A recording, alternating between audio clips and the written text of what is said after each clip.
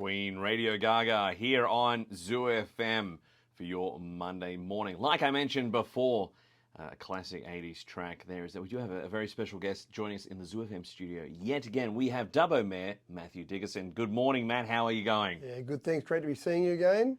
It's flown by, another fortnight done and dusted. We're in Indeed. September already. Well, that's the thing. The year's disappearing. Each week disappears. It just seems to go so fast. Maybe that's a sign that we're getting older.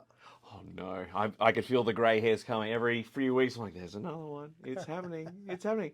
So I heard that you had a bit of a very fun experience over the weekend. You met a bit of an Australian celebrity. Queen of pop. Queen of Pop! Yeah, let's go there. Let's go straight to the top there. Marsha Hines was in town. She did a concert on Friday night and Saturday night at our theatre. And one of the things I've talked to with our theatre staff is I said, maybe it'd be nice for some of these various acts that come through if the mayor welcomed them to the city. So when we get someone like Marsha come along, then they arrange a meeting with me. And I wondered what they thought of it. Like, there's a few people that I've done this with in the past.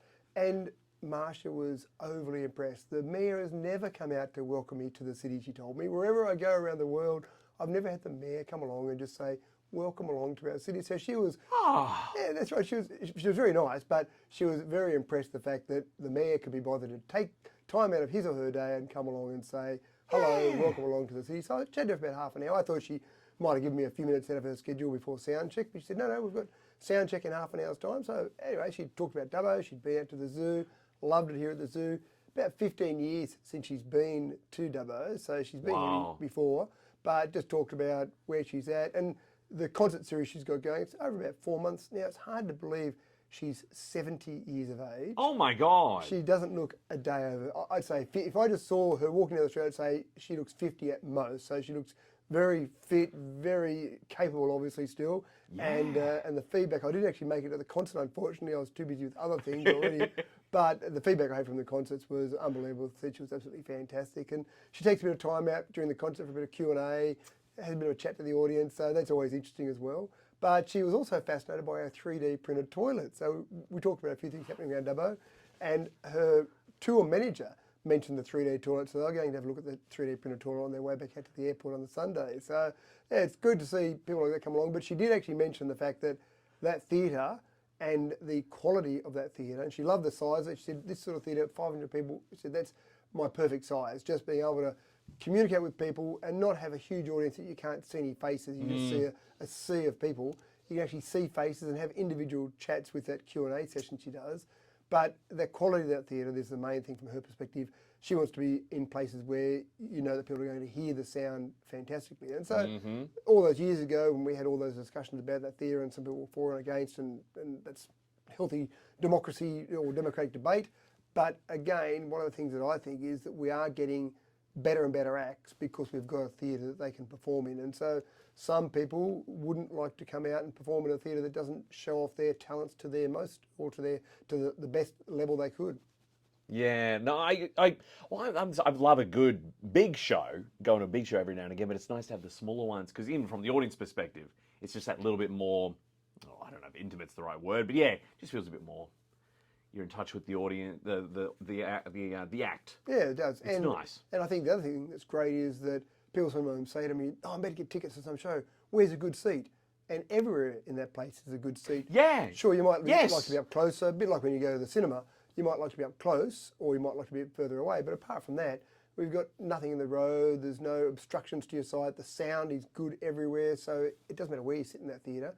And the other interesting thing about that theatre is that it's a good tourist attraction for Dubbo. Over a third of the people that go to our theatre come from outside the 2830 postcode. So people are travelling, and often they'll travel and stay overnight because by the time you see a show, it might be 10 o'clock at night when you get out. You're not going to travel back home then, so you'll stay overnight. You'll go to a cafe the next morning. So it's actually a good tourism attraction for us. That's it. Hey, yeah, I love. Yeah, it's a perfect excuse for a little trip as well. It's great. It's great living out in the country. I've really enjoyed that while living out here in Dubbo. It gives you good excuses to go and do things, which I need to do more of. So that's excellent to hear. And then we had the 2023 Staff Excellence Awards, if I'm getting that right. Yeah, now they're called the Staff Excellence Awards are now the traditional awards. Last year, they were the first one, so they were the inaugural last year. So now they're the traditional awards. So they're in their second year now, which is great. And this was really a reaction from our CEO, Murray Wood, that saw that there were some people, the morale in general in council was a little bit low. There were some happenings in the last council that maybe didn't really boost the morale of staff to the utmost. So when Murray Wood came in as the new CEO, he had a lot of things to address, and one of them was that staff morale. And one of the ways to address it is to actually demonstrate to staff the great work that they are doing. And when you think about it, 99.9% of the time, our staff are doing fantastic work and making sure things happen. So you don't turn on the tap each morning and go, gee, clean drinking water came out, thanks staff of Dubbo Regional Council. You flush a toilet and it goes away somewhere. You don't say, gee, thanks staff for getting rid of that sort of stuff for me. I don't want to know about it, but it goes somewhere. You don't thank them every time you drive down a road that doesn't have potholes on it. You don't say thank you to the staff. So it's a good excuse to sit back and just say, here are some staff that have been doing work way above and beyond everyone else. Well done to you. But this year we changed a little bit. So last year it was run just as a staff awards, and so we patted some people on the back and said, well done. And you had to be nominated internally by one of your colleagues, and there was a nomination form where you filled in why you thought they deserved an award, and those were read out at the awards to show what these people were doing. This year changed a little bit.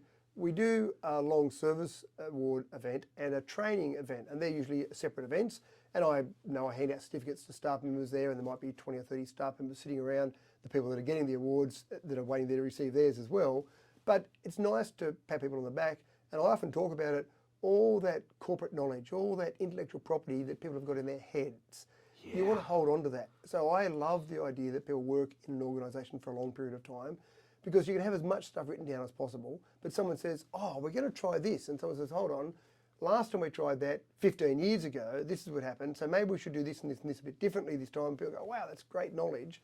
And the other part is training. Now, the old story is that some people don't like to train their staff because they're worried that if they train them, they'll get staff that are more knowledgeable and then someone will come along and poach them.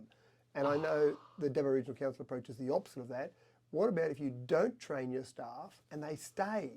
Then you end up with people that aren't progressing, they're not trying to innovate, they're not trying to improve themselves. So we really strongly encourage our staff to train, to improve themselves, whether it be to add a master's to their degree or get their degree or get a diploma, just do training of some description in general, because we'll end up with better staff, we'll end up with a better council, end up with a better community.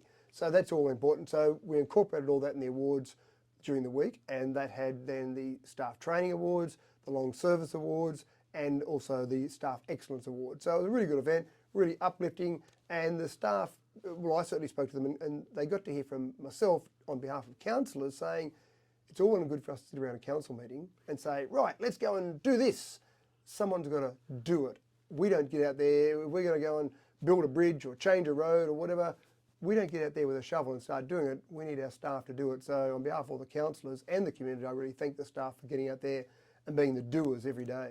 Well, it's excellent to hear. I have appreciated in the past when I've worked for big companies and there's lots of little teams to be actually, it was a moment where I was like, oh, this is some of the cool stuff this team that I never get to interact with actually do. I was like, now I feel like I'm a bit more part of something bigger. So that's excellent to hear. So that's great for the staff of the Dubbo Regional Council. And then I did see that we've had there's the Your Say platform for people that want to let the Dubbo Regional Council know of things from the public. Is that right? Yeah, that's right. And Your Say is now one common platform we've got, and it's pretty easy to find. You just go and Google Your Say in Dubbo and you'll find it. And that's the idea of lots of consultation happens, and sometimes people had trouble finding where that consultation was. So for example, at the moment, we've got our tree preservation order out on public consultation. So you need to get in and have your say about that if you want to. And so people say, where do I find that at?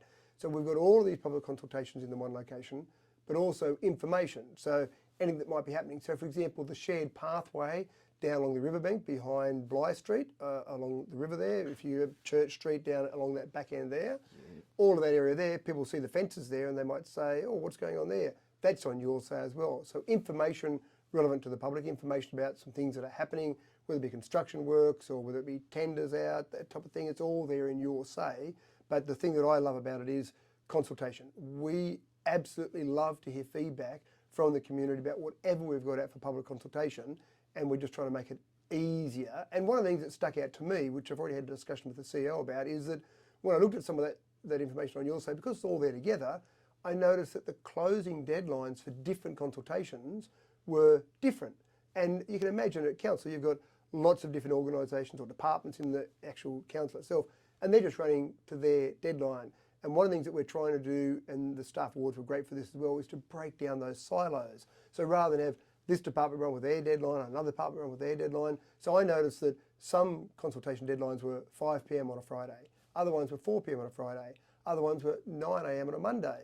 And so I thought maybe it would be better if all our consultations had a common closing date. So whether it be 10 a.m. Monday, but you knew that every consultation that was out there, the deadline was coming, but it was always going to be at 10 a.m. on a Monday, then it just makes it a bit easier there. So I had that discussion with the CEO, that'll filter through, and again, not ones that are under or out for public consultation now because they've already got their deadlines, but future ones will try and get whatever that common closing time and day might be, we'll try and get that common because that makes it easier for people from the public perspective. Because you don't want to be thinking, oh, that one I've got to get in by 5 o'clock, that other one I've got to get in by 10 a.m, and that other one is Monday, and that just gets confusing. We're not trying to confuse the public, we want to make it easy for the public.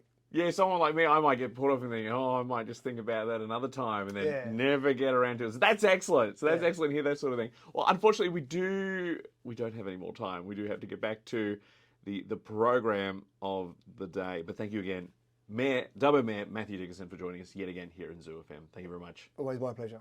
All righty. We've got Becky Hill featuring Topic coming up next. My heart goes la-di-da.